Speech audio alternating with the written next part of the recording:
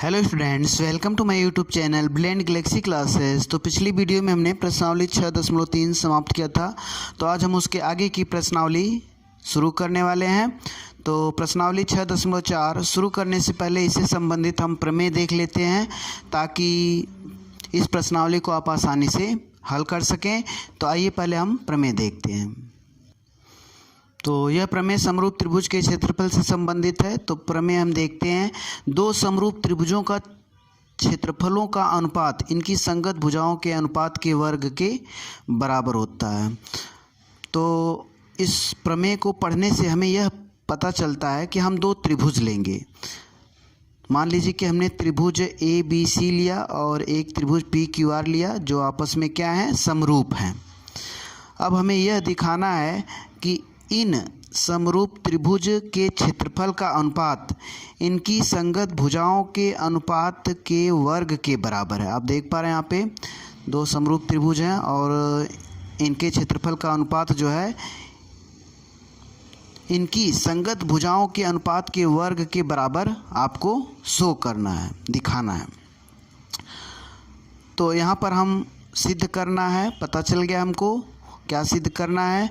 और रचना हम देख लेते हैं। रचना में हम यह करेंगे कि शीर्ष A से जो है BC पे AD लंब खींचा, या हम कह दें AD लंब BC तथा PN लंब QR खींचा। PN किस में खींचा जा रहा है, त्रिभुज PQR में खींचा जा रहा है। तो आप देख पा रहे हैं त्रिभुज ABC में शीर्ष A से BC पर AD लंब खींचा और यहाँ पर शीर्ष P से QR पे PN लंब खींचा। तो आपको इतना पहले लिखना पड़ेगा। अब हम उपपत्ति देखते हैं। तो यहाँ से हम अब प्रूफ कर रहे हैं, चूँकि त्रिभुज ABC समरूप है त्रिभुज PQR के। तो आप जानते हैं समरूप होने के बाद संगत कोण बराबर हो जाते हैं और संगत भुजाएं अनुपातिक हो जाती है। तो हम संगत भुजा पहले ले रहे हैं AB बटे PQ इक्वल टू BC बटे QR equal to AC by PR by CPST लिख दे रहे हैं, बाई CPST सर्वांगसम अभिगृहित द्वारा हिंदी में। और यहाँ पर संगत कोण भी बराबर हो जाते हैं। तो जो संगत कोण हमें ज़रूरत है उसको हम केवल बराबर ले रहे हैं, अर्थात कोण B जो है कोण Q के बराबर, कोण C जो है कोण R के बराबर, कोण A जो है कोण P के बराबर। लेकिन हम यहाँ पे केवल कोण B बराबर कोण Q ले रहे हैं। अब त्रिभुज ABD तथा त्रिभुज PQN में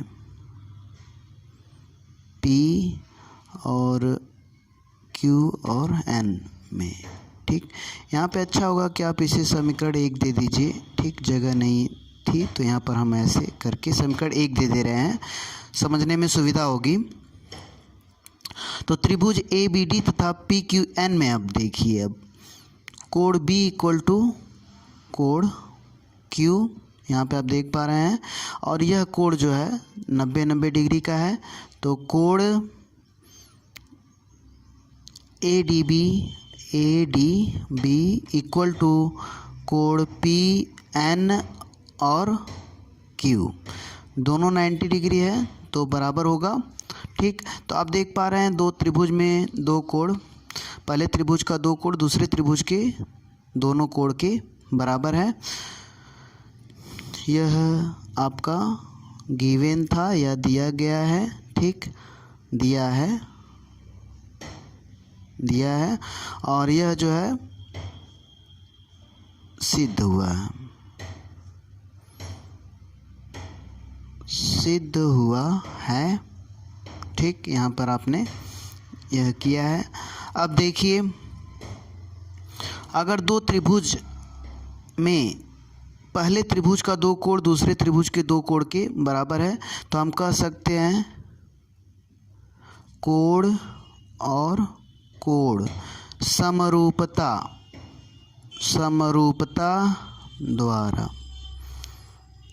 त्रिभुज ADB और समरूप होगा त्रिभुज PNQ के, PN और Q के।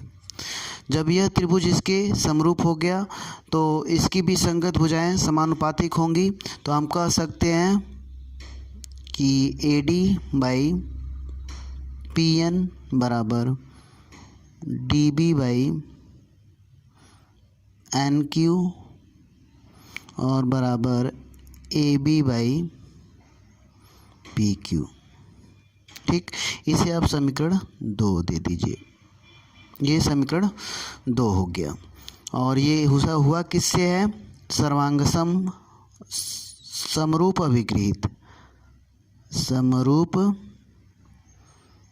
अभिगृहित से हुआ है, और इसे हम CPST भी कहते हैं। ठीक, अब आइए देखते हैं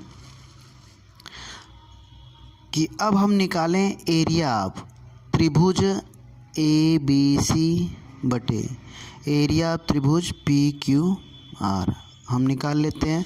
अगर आप त्रिभुज ABC का एरिया निकालेंगे, ABC का, तो 1/2 आधार गुणे ऊंचाई, तो यहाँ पे हम ले लें 1/2। आधार जो है BC है और ऊंचाई जो है AD है, बटे PQR का एरिया 1/2 आधार जो है QR है और गुणे ऊंचाई PN है। ठीक, तो यह आप पूरा उतार के समझेंगे, क्योंकि यहाँ पर हम जब लगा रहे हैं तो ये चीज़ें दिखाई नहीं दे रही हैं, तो आप उतार सकते हैं तो अधिक समझ में आएगा। 1/2 कट गया एक दूसरे से, BC इंटू AD और QR इंटू PN। यहाँ पर आप देख पा रहे हैं समीकरण 1 से देखिए, BC/QR इक्वल टू AB/PQ है, तो हम किसी भी भुजा में कन्वर्ट कर सकते हैं, AC/PR में भी, हमारे मन के ऊपर है। तो BC/QR को हम AB/PQ लिख सकते हैं। तो यहाँ से आप चेंजेस कर लीजिए समीकरण 1 से।